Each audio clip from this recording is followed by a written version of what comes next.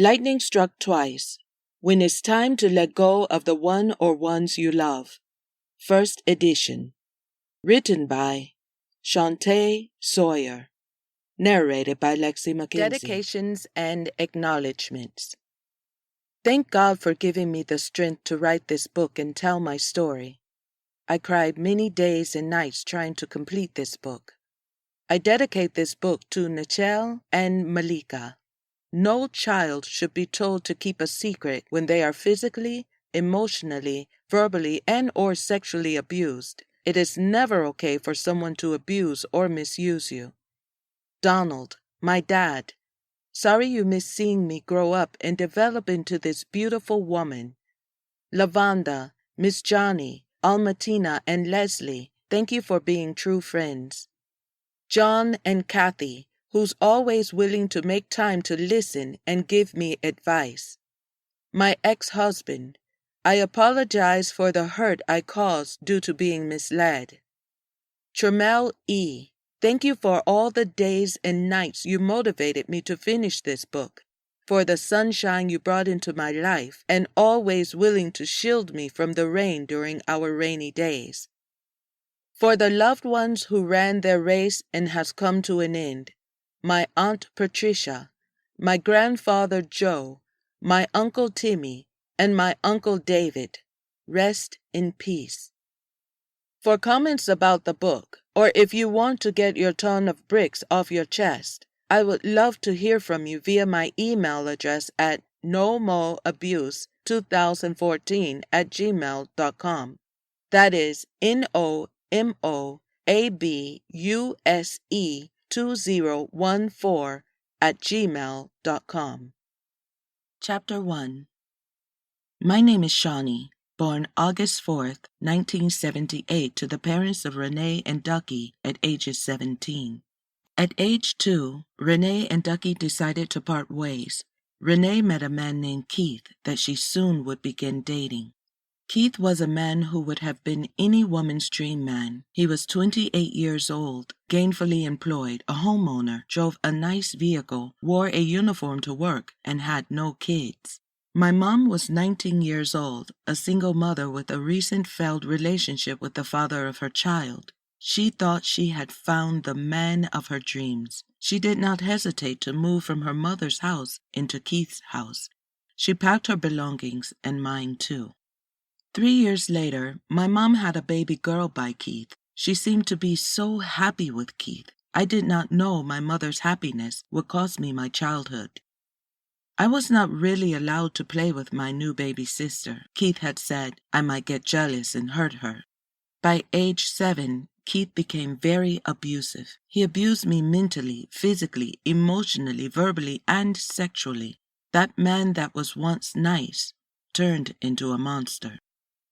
He decided it was best I did not see Ducky, my biological father, anymore. My mom agreed. At this time, Keith started doing things that a man should not do to a child. I would find myself alone with him. He would send my mom out of the house and send my little sister out of the room so he and I could be alone. I would tell my little sister, next time he tells you to leave the room, don't leave. There were a few times my little sister would remember me telling her not to leave, so she would say no when he would tell her to leave the room. During these times when she would not leave the room, he would grab a pillow or a sheet, put it across his lap, and have me sit next to him while my hand would be in his pants. Keith would tell me to open my mouth while he put his mouth to mine, put his tongue in my mouth, and start moving his head from side to side. While that was going on, he would unzip his pants and pull out what I later learned was a penis and put my hand on it and forced my hand to go up and down on it. I did not know what I was doing. Keith told me, that's how you French kiss, and this is how you make a man feel good. During these acts, Keith would always tell me, don't tell your mother, because you don't want to hurt her, do you? I would say no. These physical encounters happened several times, not just in his house, but in the vehicle also. He got so bold with his actions that he would come into my room, wake me up to bring me in the bedroom that he and my mom shared together. It would be dark in the room. He laid on the bed and told me to lay next to him. He would start French kissing me, put my hand on his penis and tell me to move it up and down. I would start saying, my hand is getting tired, so he would tell me to use the other hand. He would rush me back to my room saying, hurry up, your mom is on her way back. Go back in your room and pretend you were asleep. I was so confused because whenever my mom was around, he treated me like the worst child that ever was born. He would constantly yell at me, put a belt or an extension cord to my backside, and made me stand in the corner for hours at a time, sometimes even standing on one leg. He would put a belt or extension cord to my backside for any reason, such as losing a hat or a glove, not eating all my food, missing a spot when cleaning, and not coming fast enough when he would call me.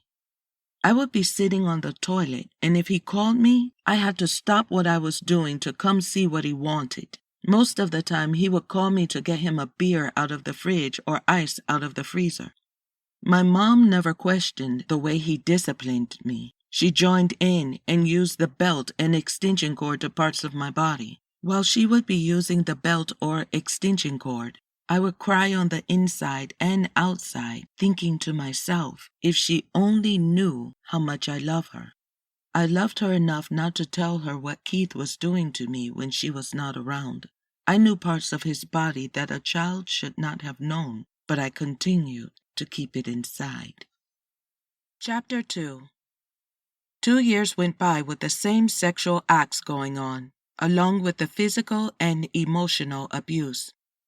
One day my mom, Keith, and I went to his job to help him clean up an office building.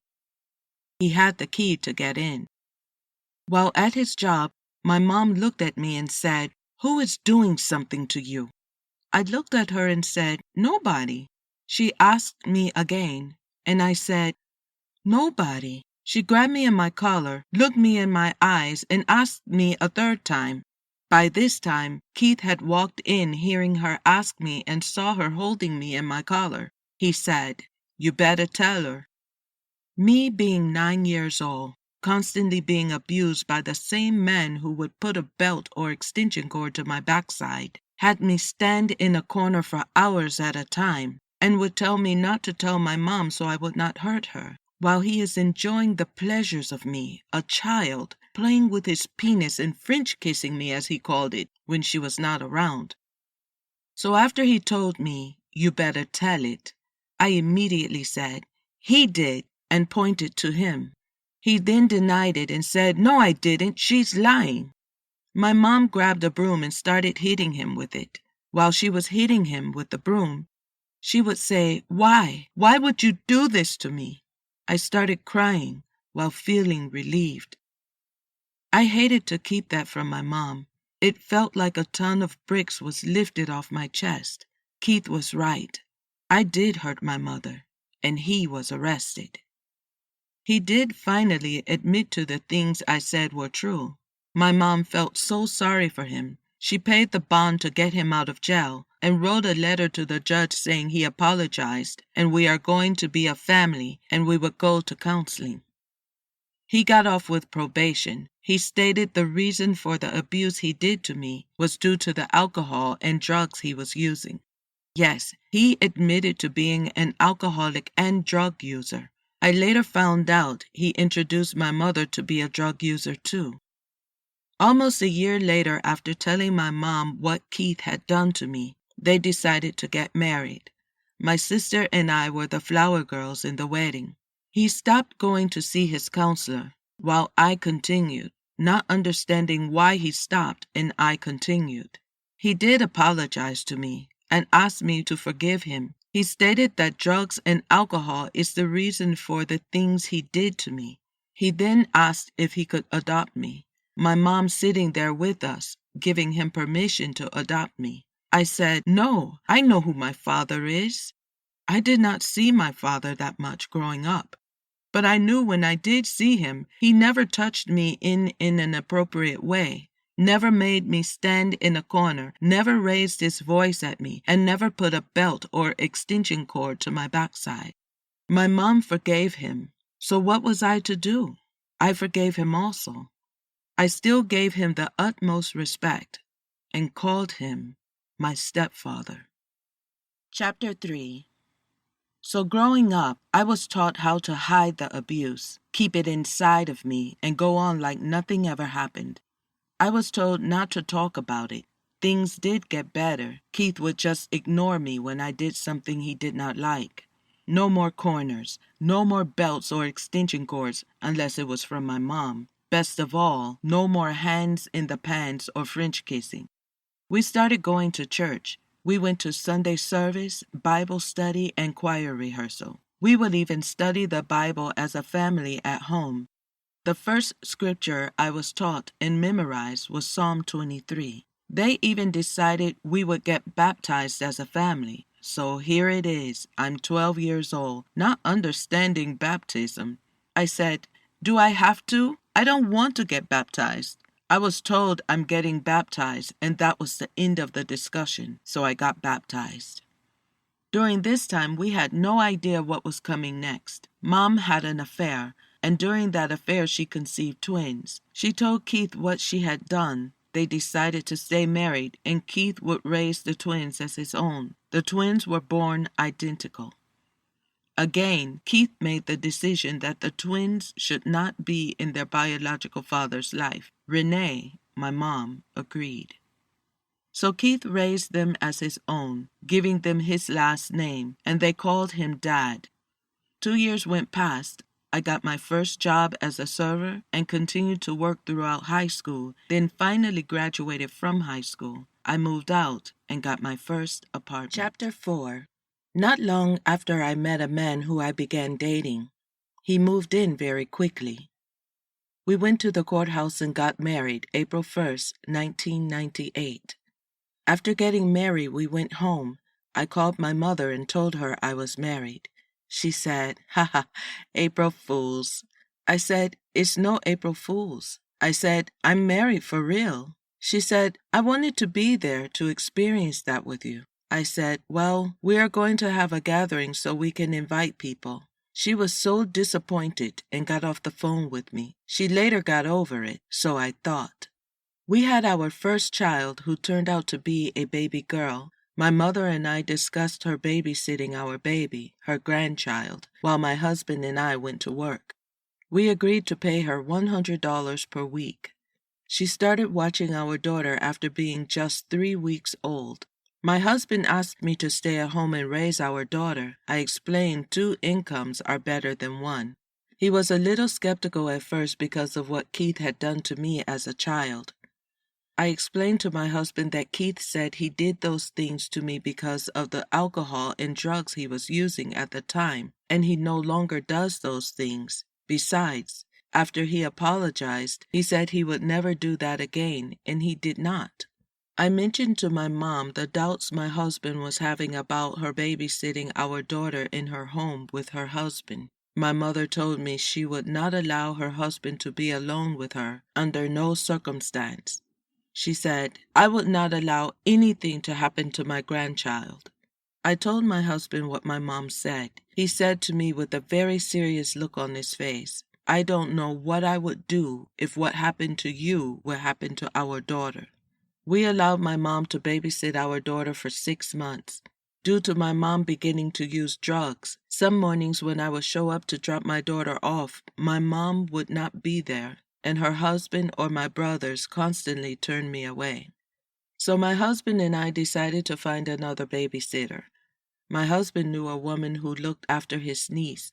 I called her. She did not hesitate to accept my daughter into her home. She said $60 per week would be fine. Unfortunately, my mom was not happy with the decision that we made, so out of spite, she called the Child Protective Service to report my husband was molesting our daughter, and we were allowing our daughter to be watched by a woman who let dogs urinate and have bowel movements all over the house while her granddaughter crawled around in it. We spoke with a social worker who had to do an investigation. She also went to the babysitter's home to look around. Her investigation was completed. No wrongdoing was found, but it has to stay on file. I was very upset with my mom. I stayed away and did not talk to her for a while.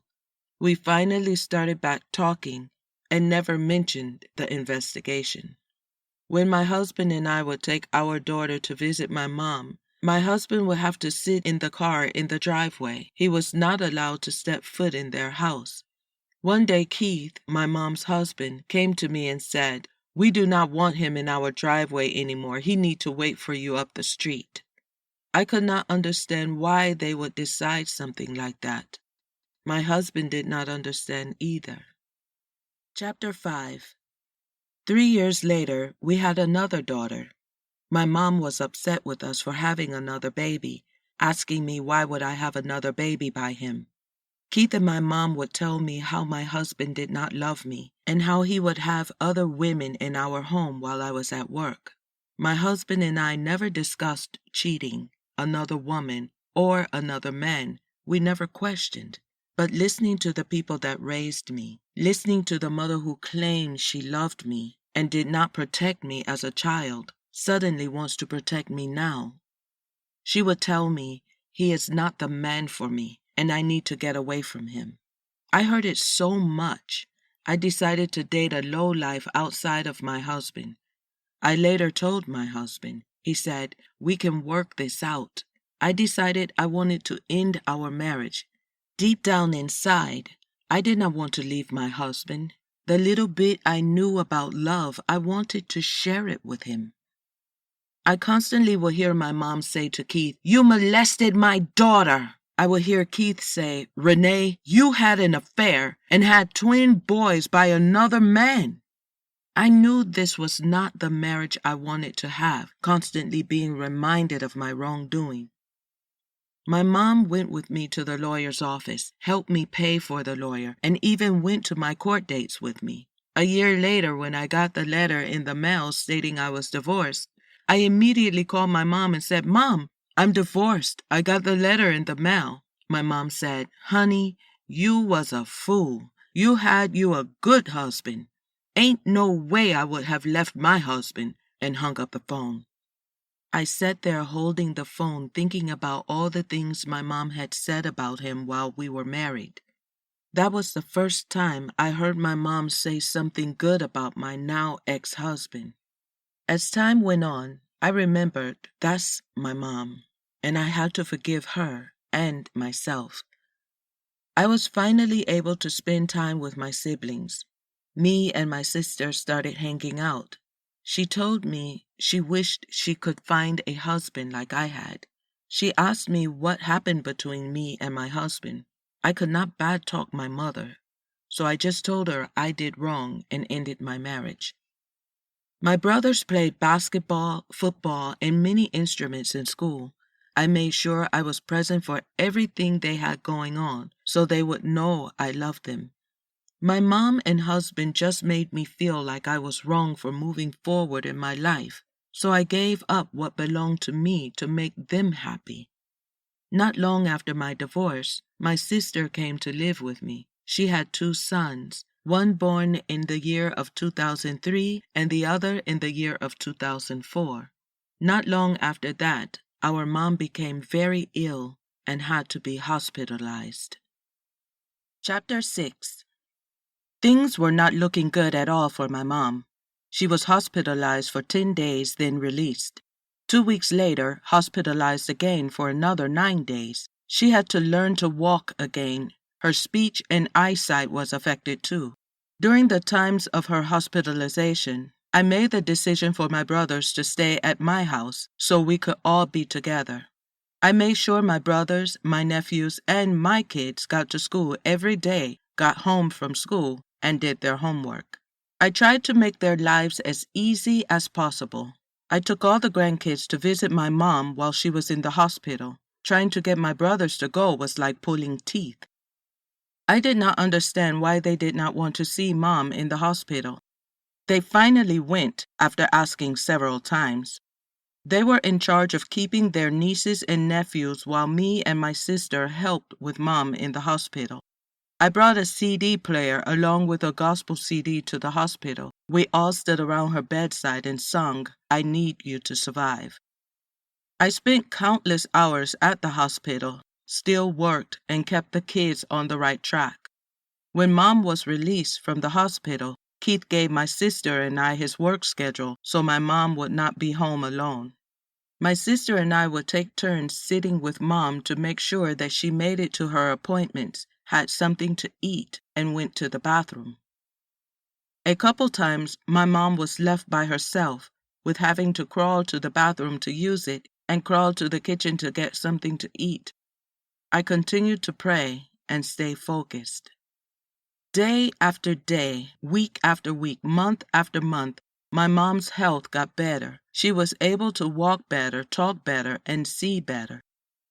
My brothers went back home. My sister got her own place, so her and my nephews moved out. It was my girls and I all over again. One day my brothers rode their bikes to my house. They said, "Shawnee, Mom told us what Keith did to you." I said, "She did?" I asked them, "Why would she tell you that?" One said, "She told us he was not our biological father and that he molested you when you were a child." I said, "Yes, he did, but I'm all right." They said, "We hate him for that." I said, "Do not hate anyone.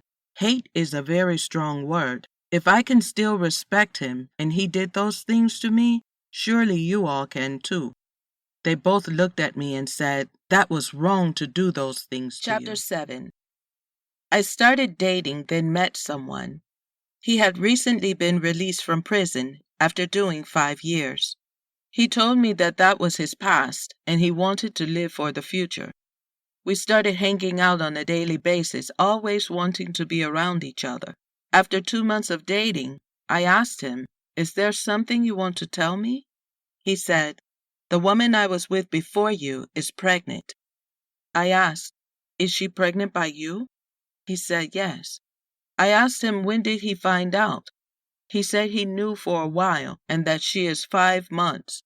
I started to cry and asked him why he didn't tell me this in the beginning.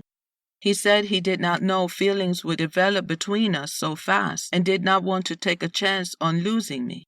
I told him if I would have known the day I met him, I would not have went any further with him. So now I'm crying. He's crying. And I'm questioning if there is anything else. He said, "Please, don't leave me. I want to be with you." He grabbed his belongings, which were not very much, from his grandmother's house and brought them to my house. He started driving my vehicle to later fall asleep behind the wheel, and my car was towed. He had illegal items in his possession and was arrested. He had his mom phone me on a 3-way call from jail, asking me to bond him out. He apologized and told me that he wanted to be out to see the birth of his child. I felt sorry for him, so I did bond him out. He was released only to be taken back into custody 3 months later when he went to see his parole officer. His parole officer read the police report and noticed the illegal items that were found in his possession. He was in violation of his parole and was sent to prison. He called me while in prison and told me how he did not have anyone to be there for him. He asked me if I was going to leave him. I asked him if I could think about it. He said he wanted to know right then. I had never been with a man that went to prison or spent time in prison. All I could think about was, if it was me, I would not want anyone to leave me. So I told him that I would be there for him, and I would not leave his life. I had no idea he would use me mentally, physically, emotionally, and financially. I sent him money every week, sent several letters, and on one occasion, he received 11 letters from me. I kept money on the house phone and the cell phone so we could talk every day. I would drive 2.5 hours to visit him. Some weekends, I would rent a motel room to stay and visit for the weekend. After being in prison for 10 months, he received a letter saying that he had to answer to the charges for the illegal items that were found in his possession when he had the accident in my car. His bond was set for $1,700. 2 months later, I paid the $1,700 to have him released. He got out, and he asked me to get him a lawyer. I signed the bond money over to the lawyer to take his case. We went to court, and he took a plea deal. He received 3 years probation. We were so happy he did not have to go back to prison. I thought that he was happy because he had a good woman that loved him and was in his corner. But what I found out a short time later shocked me. One day I asked him, "Why are you leaving every night and coming in 3, 4, and 5 a.m. in the morning?" He said, "I be at my grandmother's house." I asked why. He said, "That's my home, and it will always be my home." He grabbed some of his belongings and said, "Come, drop me off at my grandmother's house." He became physically abusive, even striking me in my face, giving me a black eye. I could not understand why he was treating me this way. When he went to prison, I stayed with him, paid the money to get him out, supported him through his case, but yet he was quick to verbally and physically abuse me. He would grab a trash bag, put his stuff in it, and tell me to take him to his grandmother's house. One particular evening, when I dropped him off, I went back to his grandmother's house 4 hours later and seen a car parked in front of the house. I called his phone and got no answer. I knocked on the door and rang the doorbell and still got no answer. I sat outside and waited. 2 hours went by. He walked out and a woman walked out too.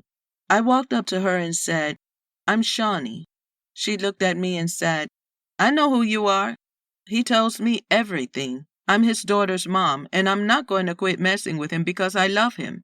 I asked her, "When he needed $1,700 to get out of prison, were you messing with him then?" He told me to leave. He got in the car with her and drove off. All I could do was look at the car go down the street. I did not hear from him for 7 days. The 7th day, he called me sounding sad, telling me how he missed me and how he was sorry for what happened. He asked me to come and pick him up from his grandmother's house. I did not hesitate. I said, "I'm on my way."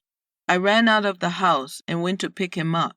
When I arrived, we just embraced each other and said we would not talk about it. As time went on, he continued to leave, driving my car every evening and coming back at 3, 4, and 5 a.m. every morning, always claiming he was at his grandmother's house. He would sometimes call me from his grandmother's phone, so I would know he was there. One day, I went to his grandmother's house for Thanksgiving. One of the neighbors stopped me to chat, asking me how I was doing after seeing him pull off, leaving me standing in front of his grandmother's house. The neighbor said, "He is at his grandmother's house every day, but guess what? That same woman he drove off with is the same woman he picks up and brings over here with him every night." I did not know what to say. I paused and said, "But he calls me from here sometimes." The neighbor said, "Yes, I know. I see him walking outside with the cordless phone while she is in the house. Look, I am telling you this because you need to move on with your life. It is not fair for you to hold your life up for him." It was so hard to enjoy Thanksgiving after hearing that type of news, while he is smiling in my face, telling me how much he loves me, but cannot wait to drop me off at home so him and his daughter's mom could be together. Finally, enough was enough. One day we were together and was pulled over by the police. He had a warrant issued for his arrest and was taken into custody. He was being sent back to prison. I asked him what he wanted me to do now that he is going back to prison. He had the audacity to tell me, "Do everything you did that year I went away." I said, "So what you are saying is, you want me to send you money every week, come see you weekends at a time, keep money on the phone so you can contact me, and to write you letters?" He said, "Yes." I said, "Tell you what, that woman you were with when you were out, tell her to do those things for you. I'm done." I hung up the phone and blocked his calls. Then I started picking up the pieces of my life. Chapter 8. My daughters and I moved into our new place. We had been in our new place for about 3 weeks. My daughters were outside playing with other kids from the neighborhood, and one of the kids asked me to come meet her grandmother and showed me where she lived. My daughters and I went to meet her. When I knocked on the door, a woman answered, greeting me with a big smile. She said, "Hi, I'm Lynn." I said, "I'm Shawnee." My daughters and I just moved into the neighborhood about 3 weeks ago. Your granddaughter asked me to come meet you, which was a very good idea because I'm a concerned parent and want to meet the parents or guardians of the kids that my kids decide to play with. She said, I don't blame you. I'm the same way. She immediately opened her door and said, Come in. We walked in and sat down. The kids asked if they could go play outside. We both said yes, so that we could talk. I explained that I recently got out of an abusive relationship and was ready to start a new life. With no hesitation, she said, I'm so glad that you made it out of that situation. While we were talking, she went to the stove and started cooking. She said, Excuse me, we can continue to talk. I just need to make sure I finish cooking dinner. I have a very big family that lives here with me. I have my grandkids and my great-grandkids. I started thinking to myself, so she doesn't have a perfect life either. We continued talking, and once she finished preparing dinner, she offered dinner to my daughters and I. We ate dinner with her, her grandkids, and great-grandkids. I don't know how she had enough food to go around, but it was enough for everyone to eat and get full. I thanked her for lending me her ear, the positive advice, and the dinner. She said, You are welcomed any time. We left and went home. On our way home, one of my daughters asked, So did you enjoy being at Miss Lynn's house? I said, Yes, I did. She was very nice. She invited us into her home. We talked like we have been friends for years. She fixed dinner and invited us to eat. The next morning came. I went back to her house, knocked on the door. She opened the door and I said, I hope I'm not disturbing you. I enjoyed our conversation so much yesterday that I had to come back to talk some more. She said, That's fine. Come on in. I stayed over her house for hours. She fixed us breakfast, lunch, and dinner, and my daughter showed up again as well. After dinner, she said, I wish I could stay and talk, but I have to get to Bible study. My daughters heard her say that her and her family were going to Bible study. I asked Miss Lynn, What kind of church is it? She replied, It's a Baptist church. My daughters asked me if they could go to Bible study with her. I said, It's okay with me if it's okay with Miss Lynn.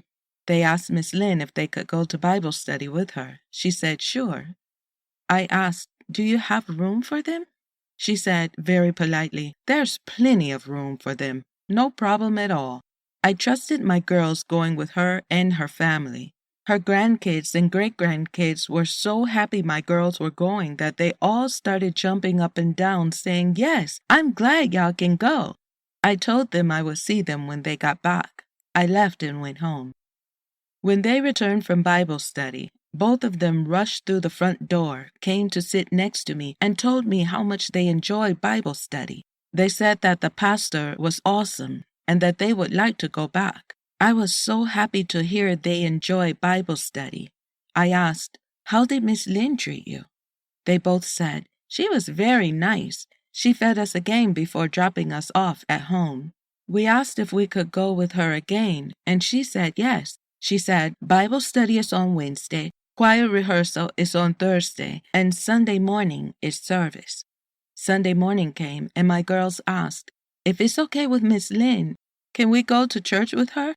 I said, Yes. So they went to ask Miss Lynn if they could go.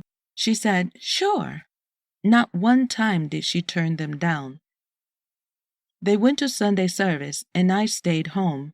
After Sunday service, they came home just as excited as they were after Bible study. They came into my bedroom and said, We enjoyed the Sunday service. I said, That's good. I am happy to hear that. One of my daughters said, What do you do at home while we are at church? What is so important that you have to send us off to church and you not go with us? I sat there with a surprised look on my face. I finally answered after thinking, How do I answer this question? I then said, I will go one day. She said, One day, okay, very sarcastically, and they walked out of my room. Wednesday came and they asked, Can we go to Bible study? I said, Yes. I secretly called Miss Lin and asked if she had room for one more. I told her I would like to join them this evening at Bible study. She paused for a moment and said, "We would love to have you." I could feel her excitement through the phone. She made me feel like I was making the right decision at that very moment. I told her that we were on our way. My daughter said, "We are ready. We're going to Miss Lin's house." I said, "Okay, let's go." They looked at me smiling, saying, "You're going?" I said, "Yes." They both grabbed me and hugged me, saying, "We are so happy you are going." And I said, "Me too." We went to Miss Lin's house. She and the kids were walking out to the car. We all got in and headed off to Bible study. We pulled up to the church. Everyone got out, and we all walked to the door and walked in. My daughters immediately walked in as if they were walking into the front door of our home. They pulled me by the hand as if they were 2 years old, walking up to men and women saying, "This is my mother." I was shaking hands with people, hugging people, and shaking more hands and hugging more people. They were saying, "Hi, Mom, glad you could make it. We are members walking in. But once you walk in and the doors close behind you, we become family." I walked in feeling full of shame, thinking that they could see me as that child that was molested, physically abused by her mom's boyfriend, whom she later married, a failed marriage, an abusive relationship, and my broken heart. I hid behind my beautiful smile. My daughter said, "Come on, it's time to meet the pastor. He's in his office." We walked to his office. The door was closed. They knocked on it, saying, "Pastor, we have a surprise for you." He said, "Come in." They rushed in before me, saying, "Our mom is here," very excitedly. I felt like a celebrity. The pastor stood up, embraced me, and said, "Welcome to Greatest Baptist Church. We are glad to have you come visit. We hope you will enjoy this Bible study and will return." I said, "I hope so too, because at this time I do not have a church home. My daughters came home and told me that they enjoy Bible study and the Sunday service." I also told him how my youngest daughter asked me what I do at home that's so important that I cannot go to church with them. She said they felt like I was pushing them off to church and not wanting to go with them. They always knew we stood together and fell together, so why change? He said to me, "You have some beautiful daughters. God speaks through children also." I just smiled and said thank you. One of the members knocked on the door and said, "Pastor, we are ready for Bible study." I left his office and went to sit down. The pastor came out of his office and sat in a chair in the front of the room while everyone faced him. After he sat down, I see my daughters, one sitting on his left side and the other sitting on his right. They saw me with a confused look on my face and said, "Oh yeah, we are the pastor's Bible study readers." I was lost for words. I said, "That is so good." They would read the scriptures from the Bible and the pastor would explain it. I enjoy Bible study so much. I said, "I cannot wait to come to Sunday service." I experienced the teachings. Now it was time to hear the preaching. Sunday finally came. I attended what I thought would be Sunday service. Turned out to be Sunday worship. The pastor started preaching. One of the things he said stuck with me. He said, "I don't look like what I've been through." I could not wait to get home to look into the mirror. I had to look at myself, not in the natural, but in the supernatural. I continued to attend Bible study and Sunday worship week after week. My oldest daughter went to Miss Lin and the pastor and said she wanted to be baptized. I was so surprised to hear that news. I asked her if she was sure that was what she wanted to do.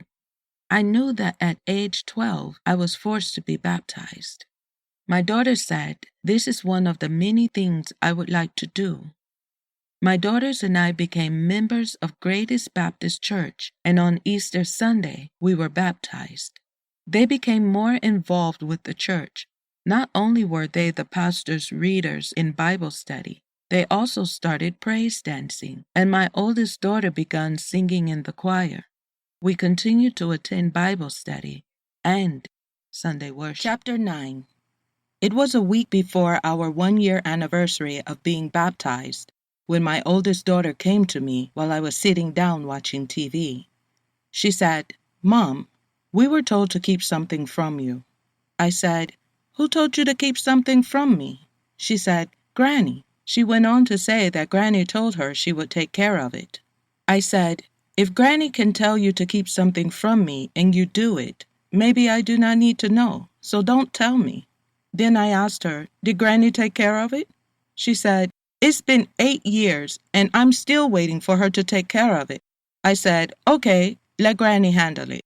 All I could think about was why my mom would not want them to tell me. Is it because she loved me so much and she did not want me to hurt? Or was it to cover up something she did not want me to know? The next day, I talked to my friend Shavonda.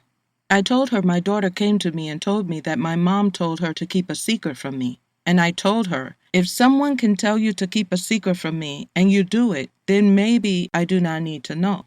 Shavonda stood there with a very serious look on her face, with tears in her eyes, and said, "You are wrong for that. You need to talk to her and find out what it is. You are her mother, and she is crying out for help." I said, "Shavonda." She said, "Shavonda, nothing. Don't do that. Find out what it is. She did not tell you then, and now she wants to tell you." I went home, and as soon as my daughter got home from school, she came through the front door and I said, "Sit down. Tell me what you were trying to tell me yesterday. What secret were you told to keep from me?" No mother could have prepared herself for what she was about to say. She said, "Your brothers used to make me and my sister put their penises in our mouth and in our vaginas." I said, "Which brother?" She said, "Both of them. One would take me in his room and the other would take my sister. Sometimes we would be in the same room. Most of the time it happened at Granny's house, but when they came to our house while Granny was in the hospital, it happened at our house too." She said, "They would yell at us, hit us, and tell us to open our mouth. Then they would put their penis in my mouth, take my clothes off, tell me to lay down and open my legs. I didn't know what they were doing. All I know is when they got up, I would be in pain down in my private area along with blood, and sweat from their bodies would be on my body." I asked, "How many times did this happen?" She said, "Several times, every time we would go to Granny's house." I then asked, "How old were you and your sister when this happened?" She said, "My sister was 4 years old and I was 7. They stopped when I turned 9. Your brothers were 14 at the time." She also recalled one time one of the boys put their penis in her sister's mouth and she vomited. I asked, "What did they do after they finished?" She said, "They would laugh. Our bodies would be wet and sticky." I asked, "How did Granny find out?" She said, "Your nephews would be there sometimes, seeing them take us out of the room with them. They would grab us and pull us away while we were trying to hold on to our cousin's hand, saying that we didn't want to go. Our cousins would run to Granny in her room and say, 'The boys are doing nasty stuff to our cousins.' She would pull out a belt and start whooping them. While she is whooping them, she is saying that it did not happen. Stop lying." When my sister and I tried to tell Granny, she also whipped us and told us that we were lying. She would call everyone into the room and have us say what they did to us right in front of them. They would deny it, and soon as we leave her room, they would put their hands on us and curse us, but they continued to do those things to us. Then my oldest daughter said that she got jealous when they got girlfriends. I was so lost for words. I said, "Okay, I'm glad you told me." My youngest daughter came home from school. I set her down and asked her about these things. She had a surprised look on her face, like, "How do you know?" She hesitated at first. I told her, "You do not ever have to worry about seeing them again." She cried and said, "Yes, Mom, they made me and my sister put their penis in our mouth and they hurt me down there." After she told me everything, she said that it felt like a ton of bricks was lifted off her chest. I went into my room, fell to my knees. I cried out, "Father God, In the name of Jesus, I cannot do anything with this situation. I need you to handle this one. My heart is broken. I remember one of the stories in the Bible about Judas betraying Jesus with a kiss.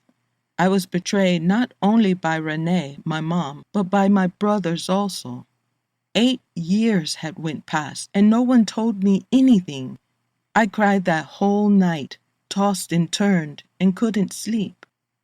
The next day when my Heavenly Father woke me up, I was reminded He won't put more on you than what you can bear.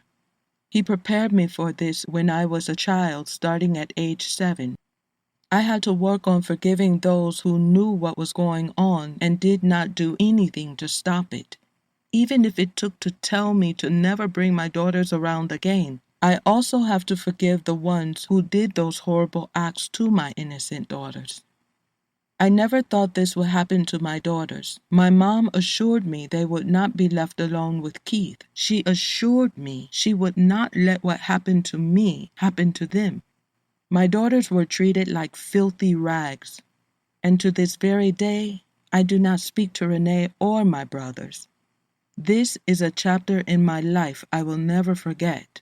This has brought my daughters and I closer. I couldn't save my daughters from this horrible experience, but I hope this book will inspire others. If anything is going on that hurts you, tell it. I do not care what anyone says. If you have experienced any type of abuse, sexual, physical, or mental, do not be afraid to talk about it. Don't let the ton of bricks weigh you down. The bricks are the actions of what someone else has done to you. The end. This has been Lightning Struck Twice, When It's Time to Let Go of the One or Ones You Love. Written by Shantae Sawyer. Narrated by Lexi McKenzie. Copyright 2017 by Shantae Sawyer. Production copyright 2017 by Shantae Sawyer.